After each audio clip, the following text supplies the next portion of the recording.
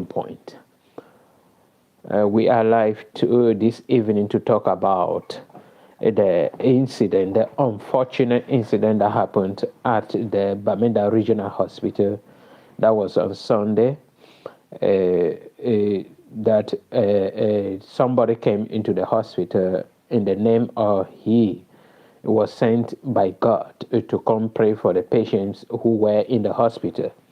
And while praying for the patients who were in the hospital, he came across somebody, a woman who was on oxygen, and then decided to disconnect the oxygen in the name of God, directed him to do this.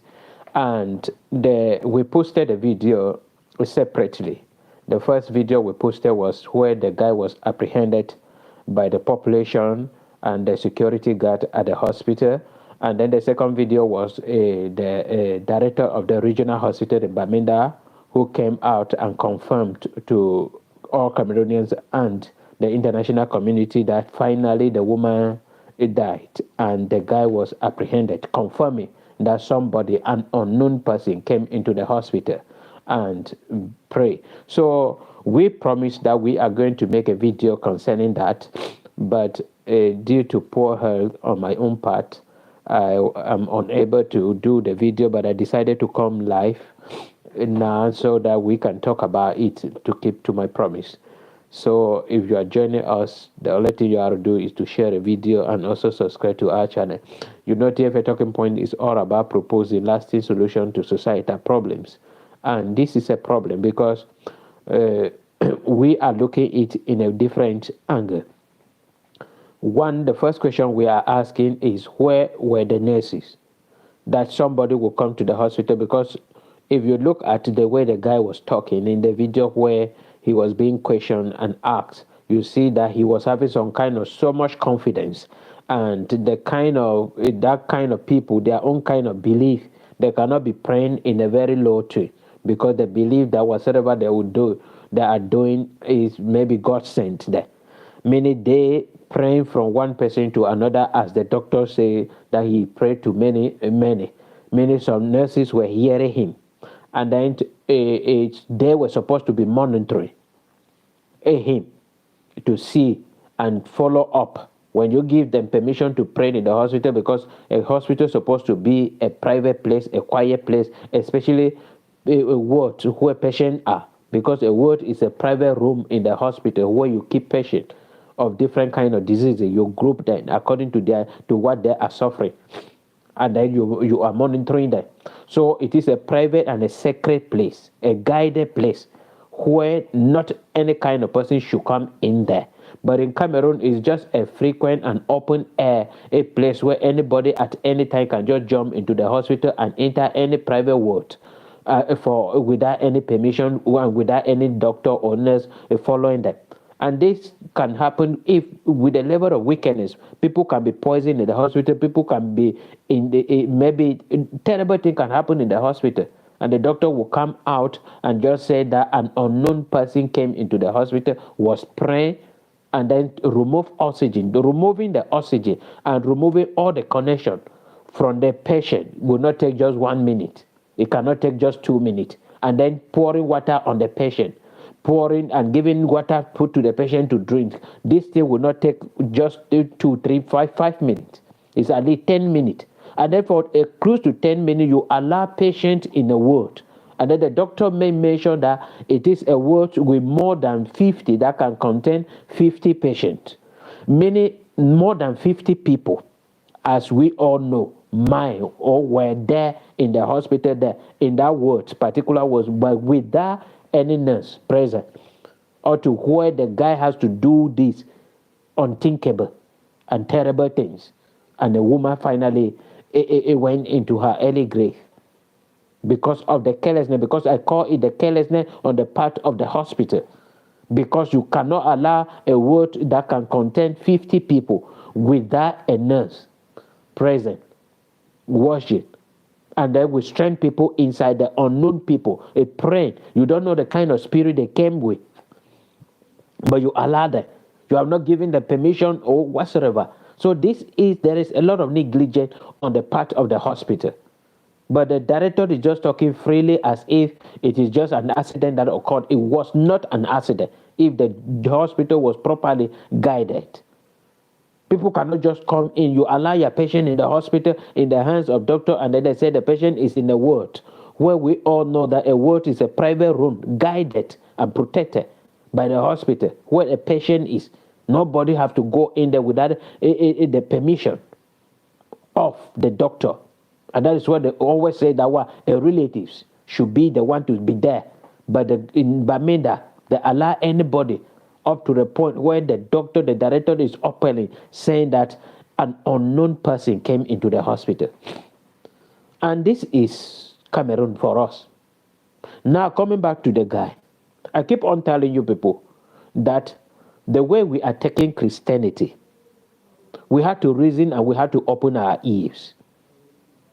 We have to reason and we have to open our ears. Bible is open. There is nothing God is prophesying from anywhere. Every prophecy is coming from the Bible. And there is nothing that we are not still in the olden time where we follow the Old Testament belief. If you are a Christian, you know that Jesus Christ came from heaven unto the earth. He suffered and died on the cross of Calvary. And then on that day when he died on the cross of Calvary, the curtain that was dividing the tabernacle from the holies of holies was divided into two, giving us access to pray to God directly. All this issue of miracle and miracle, because this guy, first of all, say he is not a pastor. He is not, whether he is not a Christian or whatsoever he was saying there, but he was sent by God to go pray to patients. And then they said this is what he has been doing, as people were saying that this is what he has been doing, he's prophesying and doing all sorts of things. And this is something that is gradually coming into the society, especially in Africa and in the United States of America. This is gradually coming, and anybody at any time can just stand up and become a pastor or a man. If the guy could have succeeded, maybe remove that oxygen and the person finally survived, many people could have been following him and say it is God. God called him. He prayed for somebody who was on the oxygen and the person healed. We have to have that spirit of discernment before following anybody. As somebody will do what happened in Kenya to many people in Cameroon. I believe you people still remember the story where somebody came up that God called him and they called Christian and said that God told him that the Christians should go on fasting until they will see Jesus. And before the government realized, it discovered him, 400 people were already perished, died, and he buried them without the consent of their relatives in Kenya. And that is something that people are coming up with. So if you are in the hospital with somebody and then they are praying, or the person comes to pray to, and then the person wants to disconnect or do anything or give any medication or water or anything to the patient to drink or your person, don't allow the person. Ask the person to wait or for you to call a doctor before anything happened.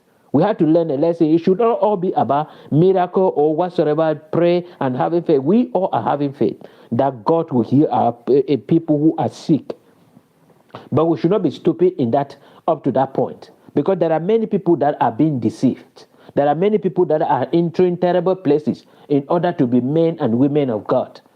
So that they can heal people, they can prophesy and do things for people to follow them. We all know that.